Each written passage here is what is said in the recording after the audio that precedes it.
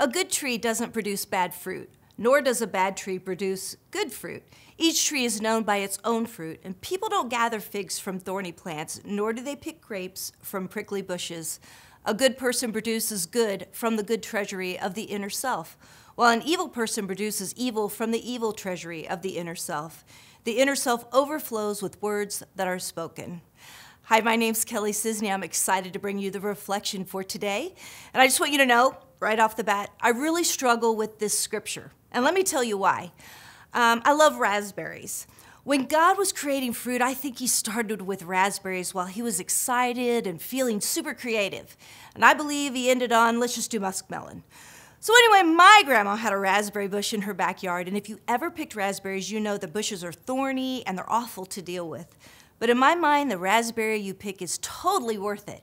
And I believe I understand what Jesus is saying in the scripture. If the tree, like my soul, my heart, my faith, my joy is healthy, it will bear delicious fruit. And I will speak words of hope and kindness, encouragement. And honestly, though, my inner self, the tree in me, certainly struggles, and too often the words I speak would not be considered good fruit.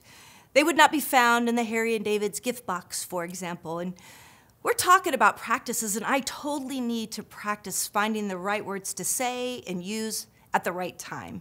I particularly struggle with other drivers. Like many people, they just don't know how to drive, and I should pray for them. But often I do not. I get mad and yell, and hopefully, because my windows are tinted, they don't see me. But over the years, I've developed a trick to help me during these frustrating driving times. I immediately think of a reason the person did what they did. I imagine they're on their way to the hospital where a loved one needs them, that they're in a hurry as they will lose their job if they're not on time.